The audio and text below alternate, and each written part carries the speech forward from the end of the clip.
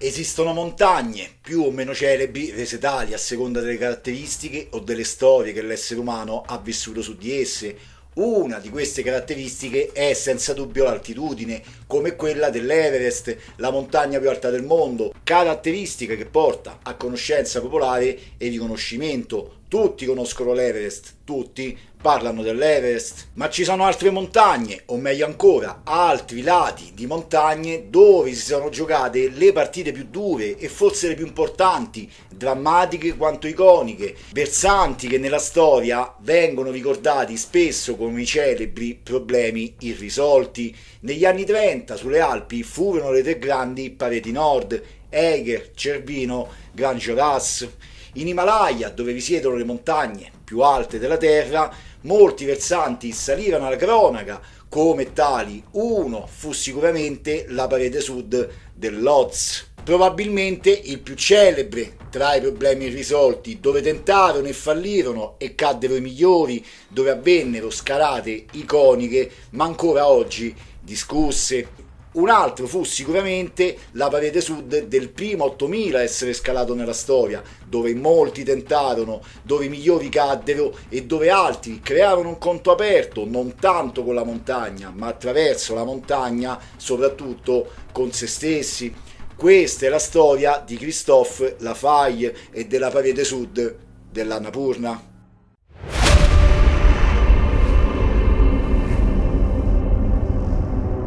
Un friend, dall'inglese tradotto in italiano amico. Nell'alpinismo la traduzione vale altrettanto, ma nello specifico è quell'amico che ti tiene letteralmente in vita, appeso ad una corda. Un friend, un amico, così viene chiamato un attrezzo meccanico che viene utilizzato per realizzare soste necessarie alla progressione, sicurezza veloce da costruire pezzo dopo pezzo durante il percorso. Fu proprio un friend, un amico, a decidere di non essere più tale, un friend che aprì la mano, quella mano che speri resti serrata, a cui aggrapparti, quella mano che ti tenga, quell'amico che non ti abbandoni. Un friend fu la causa del volo senza possibilità di ritorno di Pierre Beghin, noto ed esperto alpinista francese ed himalayano. Quel friend decise di mollare la presa a 7500 metri, quando la tempesta infuriava e mentre la sagoma di Beghin spariva tra le nubi, un giovane Christophe Lafaille rimase attonito. Quel giovane si ritrovò solo su una delle pareti più prominenti dell'Himalaya, solo a 7500 metri, con un piede già nella zona della morte, solo con 2000 metri tra la tempesta e il campo base. Ma chi era Christophe Lafaille?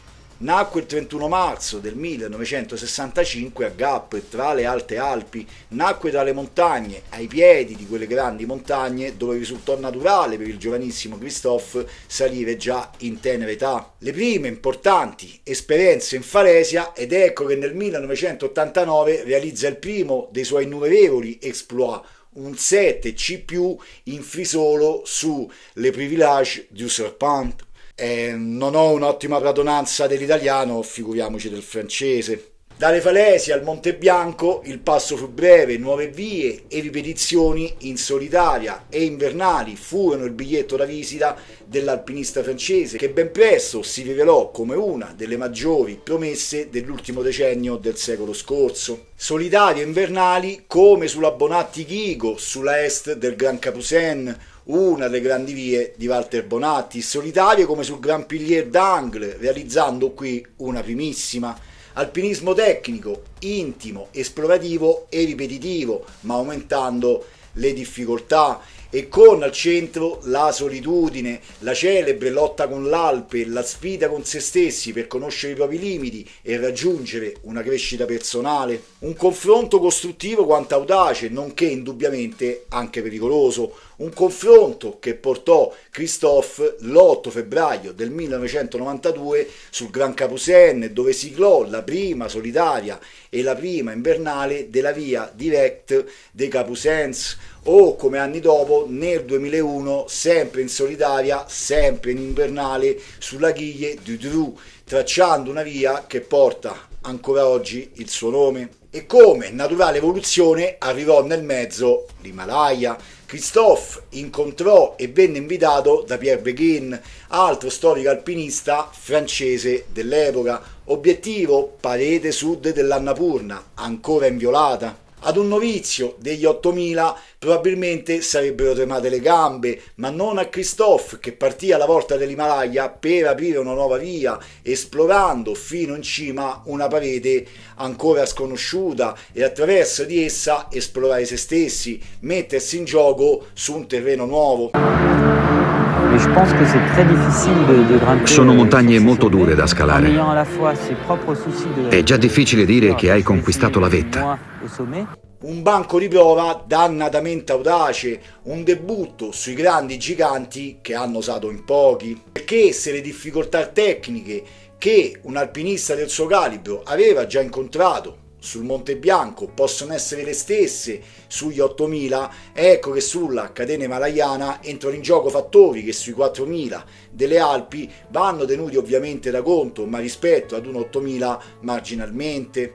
Annapurna nel 1992 abbiamo detto, a cui seguirono molti 8000 successivamente. Nel 1993, un anno dopo, il Choyu dalla via polacca e senza ossigeno. Nel 1994 Shisha Pangma, aprendo una nuova via sulla parete nord. 1996 concretamento dei due Gasherbrum 1 e Gasherbrum 2, Karakorum, mentre l'anno dopo Broad Peak, sempre senza ossigeno. Nel 2000 raggiunse il Manaslu e poi arrivò il 2003, l'anno con i numeri più impressionanti. Prima il Dhalaugiri e poi il Nanga Parbat con Simone Molo, dove aprirono un nuovo tracciato, e sempre nel 2003, sempre sul Broad Peak, dove venne salvato a causa di un edema polmonare da Denis Urukbo, uno dei grandi salvataggi dell'alpinista russo naturalizzato polacco, ed Ed Viestuls, il grande alpinista americano. Insomma, lì sul Broad Peak in quell'anno si riunì, anche se per cause non particolarmente festose, un tris davvero d'eccellenza. Nel 2004 torna sullo Shisha Pangma e qui la Faglie passa alla storia, suo malgrado, per un dibattito che in parte fa ancora discutere. Raggiunse la vetta l'11 dicembre, ma la prima invernale venne attribuita a Simone Moro e Piotr Moravsky, avvenuta il 14 gennaio.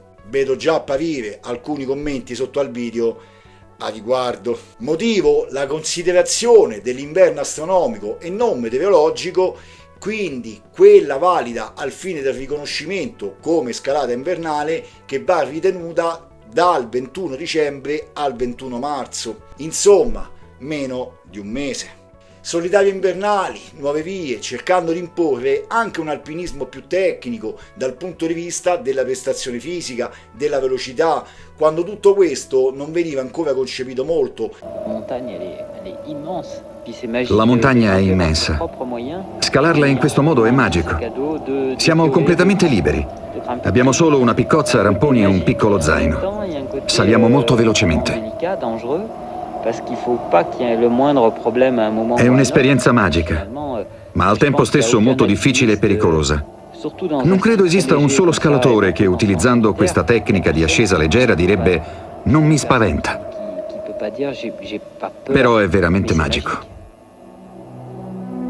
Insomma, uno degli apripista del famoso Fast and Light, a cui si aggregò forse colui che passò più di tutti alla storia per questo approccio alla montagna, Helix Tech, la macchina svizzera, The Swiss Machine, che anni dopo completerà, anche se indirettamente, quel cerchio ancora non chiuso del tutto di La Faglie, lì sulla sud dell'Annapurna. Ma torniamo a quell'11 ottobre 1992. Christophe Lafaille si trovò solo, come abbiamo detto, al suo esordio in Himalaya, una situazione estrema, difficilissima, un'allucinante fuga dalla morte imminente è lì davanti ai suoi piedi. Lo shock per la perdita del compagno amplificò l'enorme tensione che l'alpinista francese stava vivendo, ed era necessario, se voleva sopravvivere, dare fondo a tutte le sue energie, tanto fisiche quanto mentali. Una storia incredibile che ancora oggi sembra persino non credibile. Dopo 5 lunghi, interminabili giorni e con un braccio profondamente ferito, Christophe riuscì a tornare al campo base dopo aver vissuto l'invivibile, dopo essere riemerso dalla morsa glaciale della dea dell'abbondanza, l'Annapurna. Impossibilitato con una mano sola a continuare con le calate, Dee si arrampicò fino al campo base sloveno. Trovo affascinante che sul nostro pianeta ci siano ancora luoghi dove nessuna tecnologia può salvarti, dove le persone sono ridotte alla parte più essenziale di sé. Questo spazio naturale crea situazioni impegnative che possono portare alla sofferenza e alla morte, ma anche generare ricchezza interiore. In definitiva, non c'è modo di conciliare queste contraddizioni. Tutto quello che posso fare è viverne ai margini, nel confine sottile tra la gioia e l'orrore. Tutto sulla Terra è un atto di equilibrio. Ecco che la discesa di Christophe nel 92 rientra in quelle Mission Impossible estreme passate alla storia, come quella di Doug Scott nel 77 sull'Ogre, 7 giorni prima di tornare al campo base con le gambe spezzate, o come quella di Reinhold Messner nel 1970 sul Nanga Parbat dal versante di Amir, dove morì Gunther, o come quella di Joe Simpson di ritorno dal Siula Grande. Imprese che segnano profondamente, fisicamente ma anche mentalmente. Ed ecco che ha vissuto in queste imprese scattare, come spesso accade, una voglia di vivarza personale, quella voglia di tornare per mettere il punto, la voglia di chiudere quel cerchio rimasto aperto. Motivi differenti, certo, che però comunque ricordano il Drew di Walter Bonatti, dove lì si liberò dai fantasmi del Carpa 2 e chiuse il suo ricerchio. Ecco, questo è l'alpinismo che forse non bisogna sforzarsi troppo di comprendere, l'alpinismo non più delle collezioni di medaglie o dei record, ma quello della ricerca intima, di dover saldare un debito non verso la montagna, un debito con se stessi attraverso la montagna. Nel 1995 l'alpinista francese ritorna sull'Annapurna per tentare di chiudere quel cerchio dalla via Bonington, dove accarezzerà solamente quel mito sospeso tra fascino e misticismo,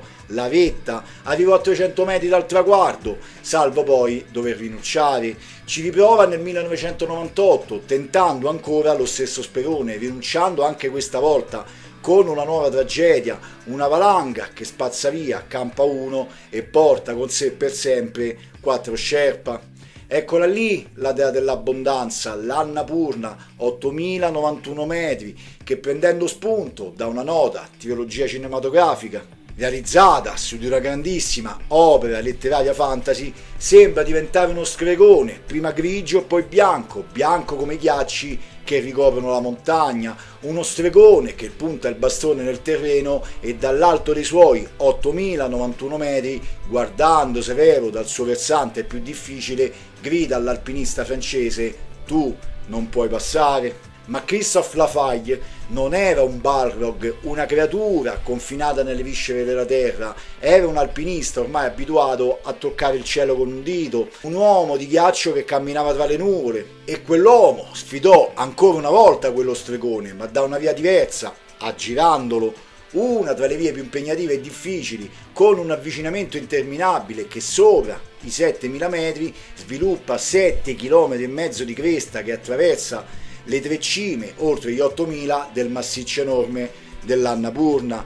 Con lui il basco Alberto Inurrategui, che quel giorno realizzerà il suo 14° 8000 alle 10 del mattino del 16 maggio 2002. Entrambi sono in vetta.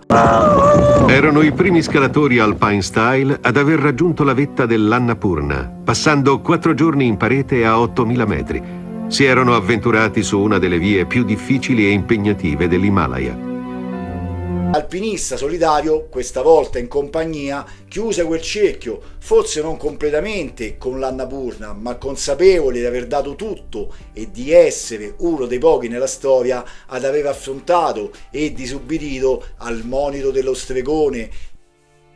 Morì sul Makalu, alla ricerca del coronamento di tutti e 14 gli 8000, ne mancavano pochi, ancora in solitaria, ancora senza ossigeno, ultimo contatto a circa 1000 metri dalla vetta della Montagna Nera, ultima chiamata alla moglie, ci sentiamo quando arrivo, e poi la tempesta ed il silenzio.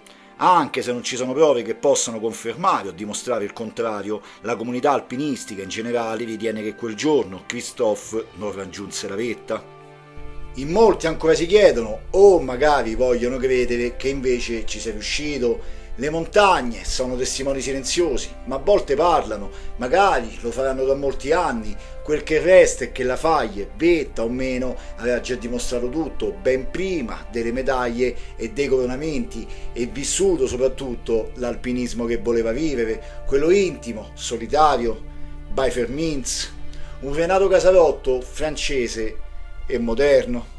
Se vi capitasse di passare sotto la parete sud dell'Annapurna e vedete in alto un alpinista, magari con la giacca rossa, lottare contro uno stregone vestito di bianco, probabilmente quell'alpinista è proprio Christophe Lafaille, che non soddisfatto in quella continua lotta con se stessi sta ancora sfidando lo stregone, sta ancora cercando di passare.